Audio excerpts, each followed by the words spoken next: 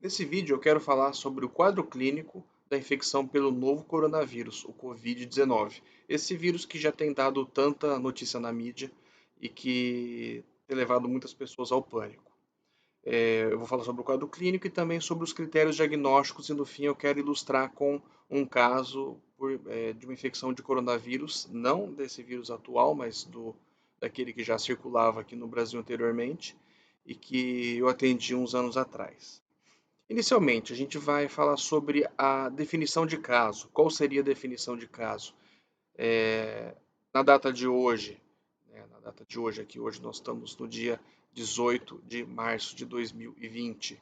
A definição atual é pessoas com sintomas respiratórios de qualquer espécie, tosse, falta de ar, coriza, dor de garganta, espirros, qualquer tipo de sintoma respiratório, inclusive sintomas mais graves, como dispneia, baixa saturação de O2, necessidade de ventilação invasiva, ventilação mecânica. Todas essas pessoas que tenham esses sintomas associados à febre, a febre é parte do,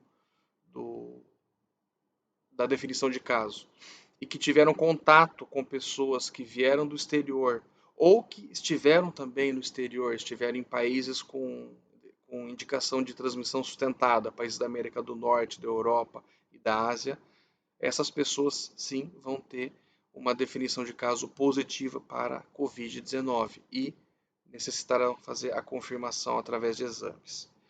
O que a gente costuma ver em relação à definição de caso e o que acontece na vida real? Uma grande parte dos pacientes, em torno de 40 até 60% dos pacientes que têm o coronavírus em si, que está presente a infecção pelo coronavírus, tem uma infecção que é tida como inaparente, ou seja, a pessoa apresenta pouco ou nenhum sintoma. Um grande número de pacientes são assintomáticos. Desse modo, essas pessoas que não têm sintomas vão se curar espontaneamente, né? O vírus vai ser disseminado por elas, as pessoas vão transmitir a doença para outras pessoas sem apresentar nenhum tipo de sintoma. Isso acaba dificultando muito para a gente conseguir fazer o diagnóstico preciso e conter a propagação da doença.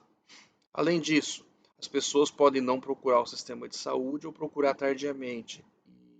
E com isso elas se tornam altamente transmissoras, né? Elas podem transmitir para um grande número de pessoas. Na média, cada pessoa que tem uma infecção por coronavírus pode transmitir para mais quatro.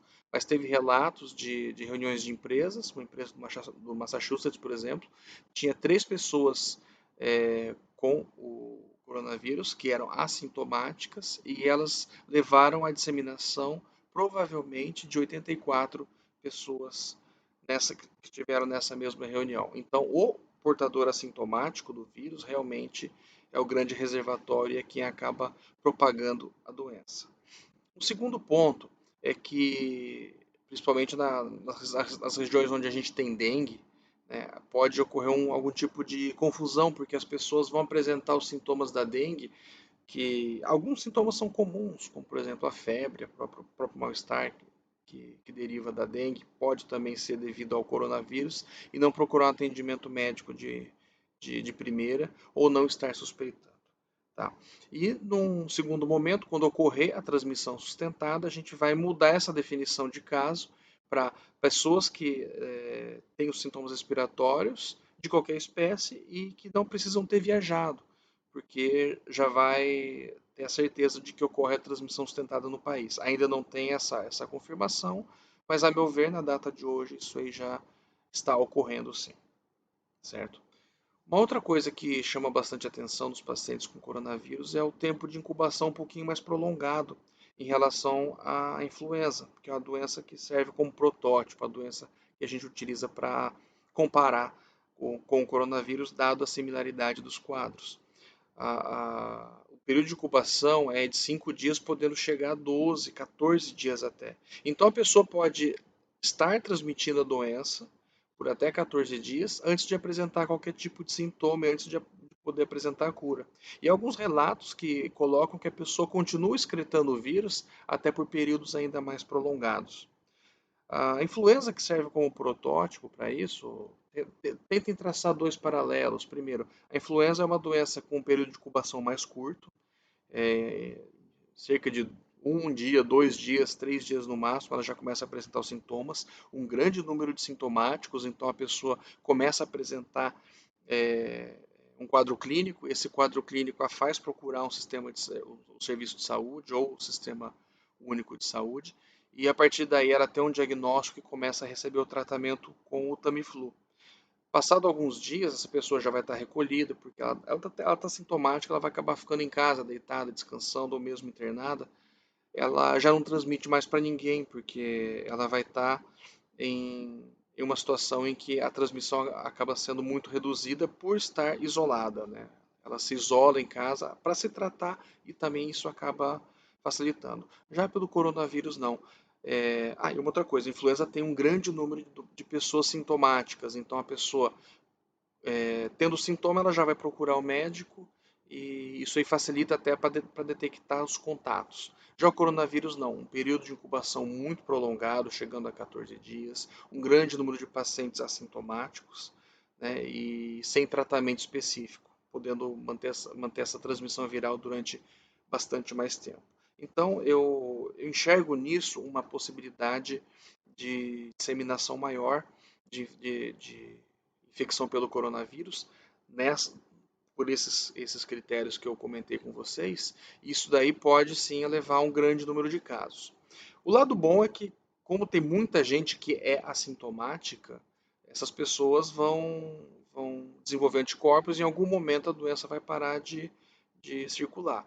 Mas naqueles pacientes que já têm comorbidades, o cardiopata, o hipertenso, o diabético, o idoso, o tabagista, essas pessoas vão apresentar sim uma, uma possibilidade de complicação.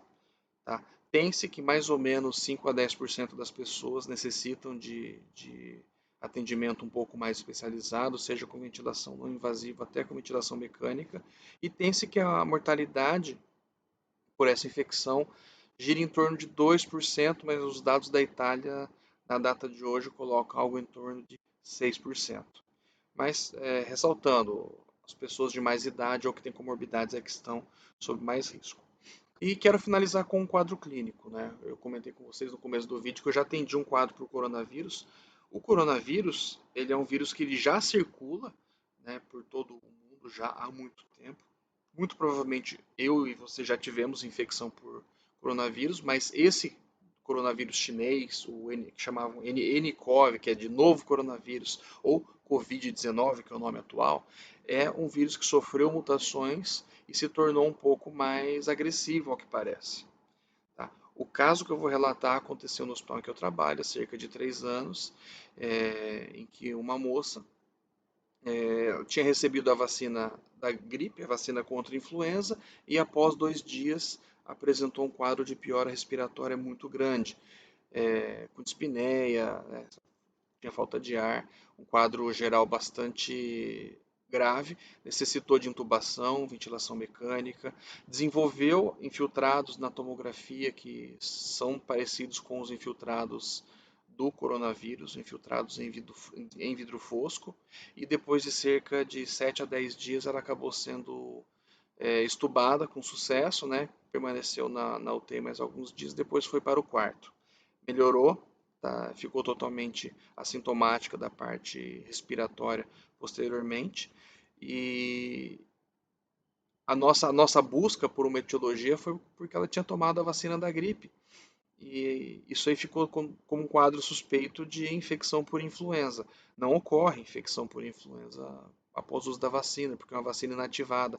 Mas a gente precisava comprovar, até porque ela havia recebido a vacina. Isso era de nossa responsabilidade.